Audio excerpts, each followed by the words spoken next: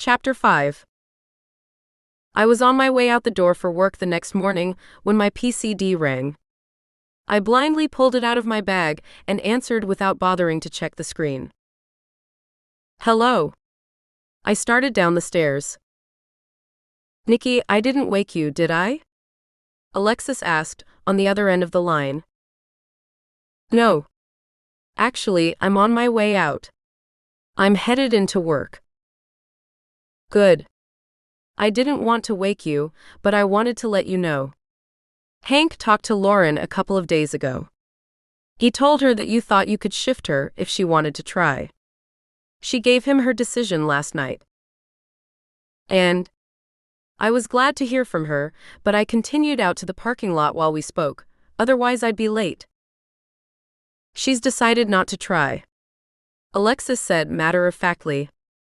She said she's happy with her life and sees no need to change it, at least not right now. She said she might change her mind if one of her kids happens to shift, but the chances of that are slim. I thought that would be her decision, especially after watching her with her family the other night. You don't mind? No. Though I'll admit, I'd kinda like to know if what's keeping her from shifting is the same thing that kept Devon from shifting, or if it's something else. Me too, but I'm sure the opportunity will arise eventually with someone. You're right. I sighed as I thumbed the lock on my car door. In the meantime, I've got to get to work. I'll catch you later. I waited in the driver's seat, not wanting to drive while talking. Sure, I just wanted to let you know what she'd decided. Thanks, I appreciate it. I hung up, dropped the device in the top of my purse, and started the car. That afternoon, a delivery girl from a local florist came into the office carrying a large vase of flowers. She stopped in front of my desk. I'm looking for a Nickie Daniels? She asked. That's me. These are for you. She set the vase down on one corner of the desk. I stood and looked through the beautiful arrangement of roses and carnations for a card. Unable to find one, I turned back to her and asked, Does it say who sent them? She checked the small device she kept in a holster on one hip. Nope, just to deliver them to you. How odd. Do you need a signature? I asked. Nope, I'm good. She turned and headed for the door. Thanks. I called as she stepped out the door.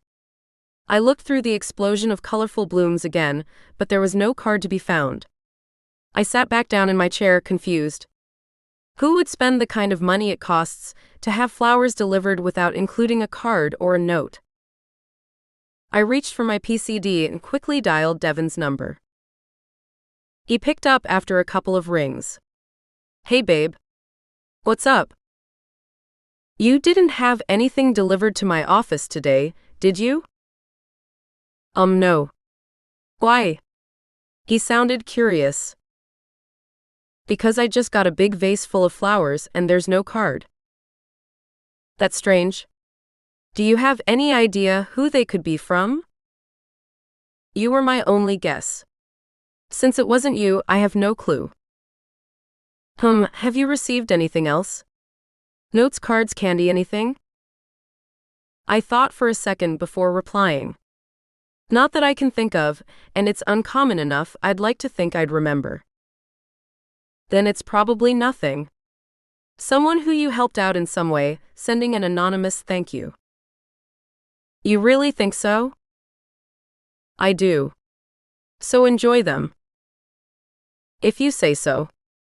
I trailed off. What are your plans for tonight? He asked, moving on. Bill asked me to stop at his place on my way home, but I don't have anything planned after that. You want to do something? Yeah, but I don't know what. I just don't feel like spending another evening alone in my apartment. Let me think about it a little and see what I can come up with. All right. I'll see you tonight then. Later. Later. I disconnected the call and looked back at the flowers on my desk, wondering who could have sent them. With nothing to even give me a hint, I put it out of my mind and went back to work. I knocked on Bill's front door and waited. I recognized the distinct rhythm of the footsteps on the other side of the door and smiled, knowing Terry would let me in.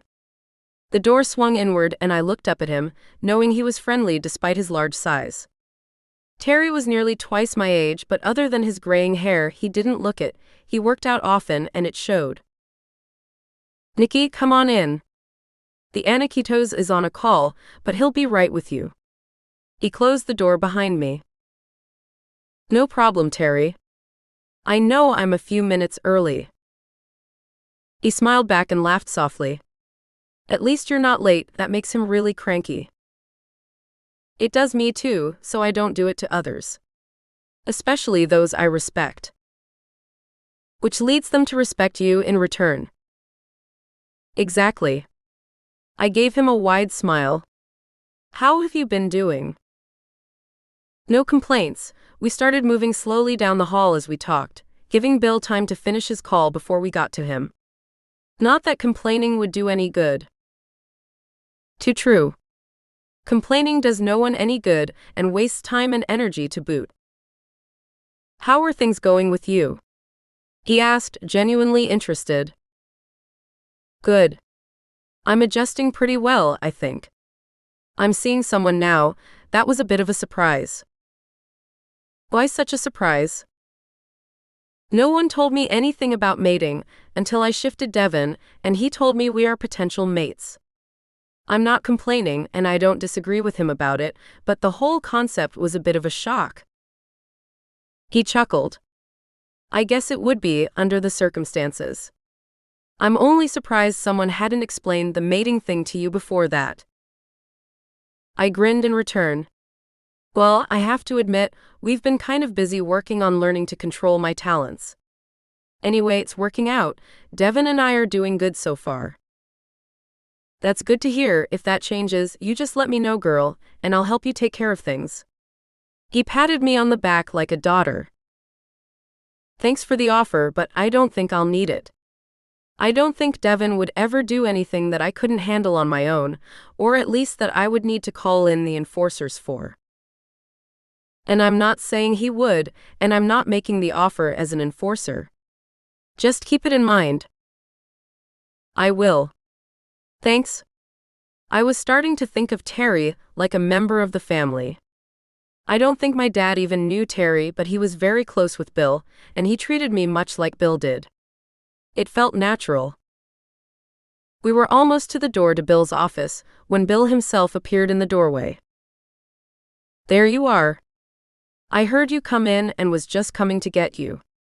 Come on in, Nickie, have a seat." He led the way to the seating area at one end of the long, narrow room. I chose one of the two overstuffed leather chairs, my longtime favorite of the set, and sat down, resisting the urge to curl up and get comfortable like I normally would. Bill had asked me to come in as the Aniquitos, not as an old family friend, and it seemed appropriate to keep it at least a little bit professional. Terry backed out of the room, leaving us to our discussion. "Alexis told me that you felt like you could shift Hank's sister, but that she's decided not to try," he began. "I want to make sure you're still willing to meet other non-shifters and, provided you think you can shift them, make the offer to do so." I shrugged. "I am," I said, nodding. "Even if it's not here?" "What do you mean?" "I'm asking if you're willing to travel, to go to the non-shifter, most likely under false pretenses, at least at first, meet them, see if you think you can shift them. After you make your assessment, if you think you can shift them, I'll send Alexis out, and together you can make the offer and attempt the shift. If you don't think you can manage the shift, you come home, end of story. No one needs to know why you were really there." "I'm open to the idea, though I have some reservations," I said cautiously. "That's why we're here now, to discuss any reservations, second thoughts, reluctance you might have. This is gonna sound stupid and weak, but I'll just come out and say it. I've never lived anywhere but here, and other than the occasional family vacation, I've never even been anywhere else. When I have traveled, other than a day or two in Tucson or Phoenix, I've never gone alone. I'm barely becoming comfortable within our pack. I'm not at all comfortable traveling to someplace I've never been and dealing with a pack I don't know when it's all so new to me. I'm still unsure of so many pack customs and protocols. I'm afraid I'll inadvertently do or say something to insult someone and start a pack war. It's not stupid or weak, it's realistic and surprisingly insightful. Admitting that you have reservations and being able to put them into words is intelligent. Never doubt your instincts. You have them for a reason. But rest assured, I wouldn't send anyone as new to the kindred as you are into another pack's territory alone. On top of that, I wouldn't send you alone anywhere, any more than I would send Alexis alone. Your skills are too rare and too valuable to the pack, just as you personally are too valuable to me. Anytime I send you out of town on pack business, I'll assign an enforcer to go with you. That enforcer's job will be twofold, the first being to act as your protector, the second will be to help you learn kindred etiquette and diplomacy. I was quiet a moment, thinking. Under those circumstances, I'd be willing to go. My other big concern is more that the non-shifter not be pressured to make the decision that the family or pack leader wants.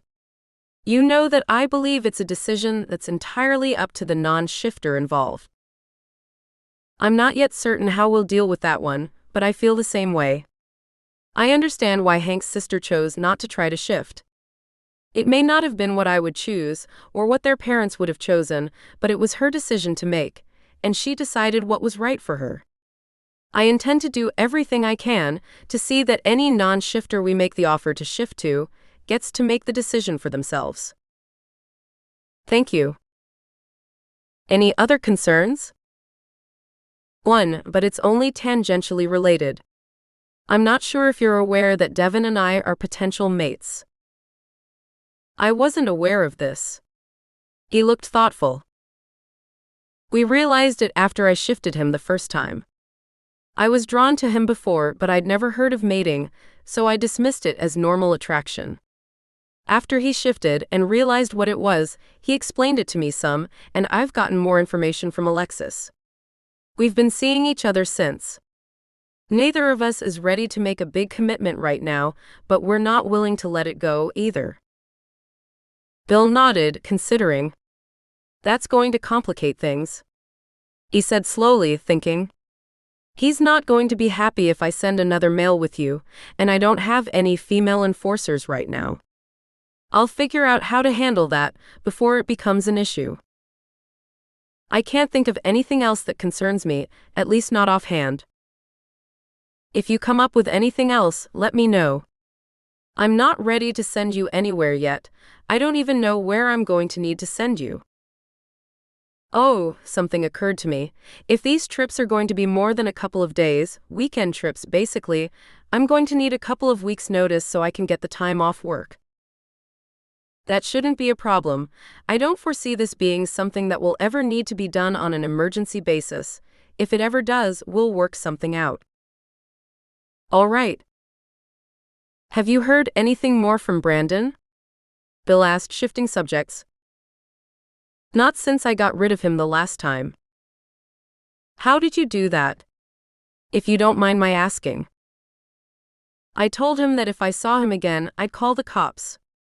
Bill's eyebrows shot up in surprise, and I continued. I meant it too. I've asked him repeatedly to leave me alone, and he won't. He keeps calling and showing up. It's harassment and borderline stalking. I didn't realize it had gotten that bad. I haven't called you every time he showed up or called. It felt like tattling. I've only called when I was concerned, or felt you needed to know, or there was a witness who I knew would call you if I didn't. I admitted. Who was there the last time? Devon. Brandon never saw him, or I'm sure he wouldn't have left so easily. I explained how I'd asked Devon to avoid being seen so I could get rid of Brandon, only leaving out that Devon had been on his way over to spend the night. Bill didn't need to know that part anyway. I also detailed most of the contact I'd had with Brandon, the things I hadn't told him about before. This has gone on long enough.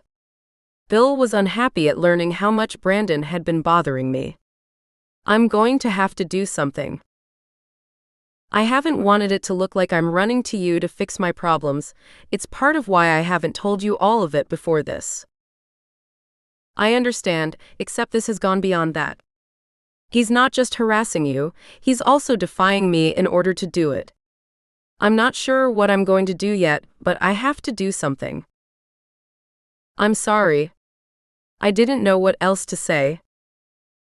Bill smiled, trying to comfort me. It's not your fault, Nickie, you have nothing to be sorry for.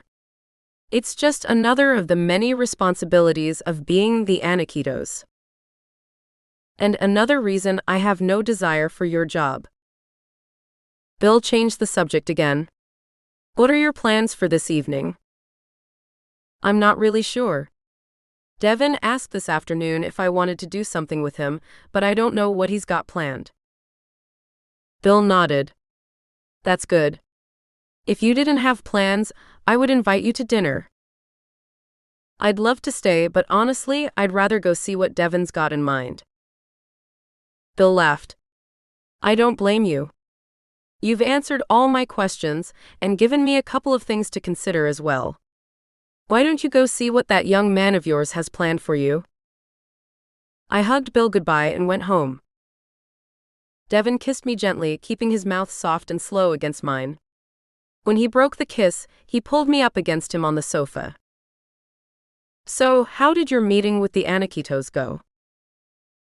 Good. He wanted to see how I'd feel about going out of town to meet non-shifters and possibly shift them. He was quiet for a moment, his face pressed into my hair as he held me close to him. And what did you tell him? He asked softly. I told him I'd be willing, but that I'm not comfortable traveling into another pack's territory alone. I'm barely comfortable with our pack. I'm not ready to become an emissary for the pack. And what did he say to that? He said he would never send me into another pack's territory alone. Anytime he asks me to go, I'll be assigned an enforcer as an escort, and their job will be both to protect me and to teach me the etiquette of the kindred. Is that all? I reinforced my insistence that the decision to try to shift be entirely up to the non-shifter. I don't want a pack or family pressuring them into something they might regret later.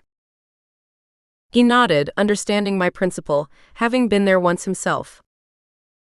I also asked for at least 2 weeks' notice before any trips, so I can get the time off work, and I made sure he's aware that you and I are involved. He rubbed his face back and forth in my hair like a cat marking scent. What made you do that? I'm not all that familiar with how this mating thing works, but I've already figured out that if I go more than a day or two without seeing you, it starts to affect me. I have no clue how long these trips might be, and I thought he should know that I'd be affected by long trips. Plus, I kind of wanted to make him feel guilty for not telling me about mating, before I stumbled into it. I admitted, my face heating. You're one of the few people I know who would try to guilt trip our Anikitos. He chuckled. Not guilt trip exactly, I just want him to think about it some. Besides, I'm not entirely sure how I feel about going out of town with some guy and not seeing you for days. Wait a minute. What do you mean, going out of town with some guy? I told you. He said he'd send an enforcer with me. Yeah, but he could just as easily send a female with you. I shook my head.